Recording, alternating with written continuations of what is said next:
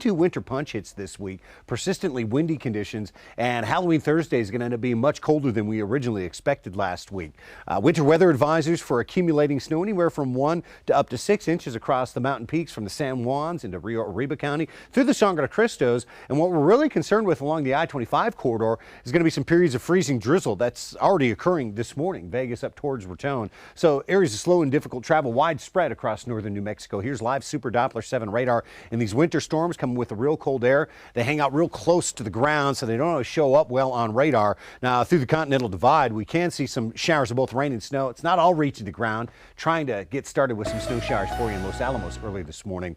Today's storm system results in a 20-degree drop in high temperatures from yesterday to today for most of us. So it's a weather impact day for that reason, let alone the fact that we've got the rain and snow showers through central and northern New Mexico. A midday rain shower possible in Albuquerque. Later on this afternoon and evening, this storm, it fizzles over northeast New Mexico. Brief break Tuesday. Next winter punch hits Wednesday. That's a 46-degree high in Albuquerque. 30s in Santa Fe. Looks like any chance at snow and wintry mixed showers will be northeast and east central New Mexico with this storm system. Once it clears, we're done with the active weather. It's just going to take a while to warm up. 19 Thursday morning, only 50 for a high. So back in the 40s for trick-or-treaters, but up near 60 again by the weekend.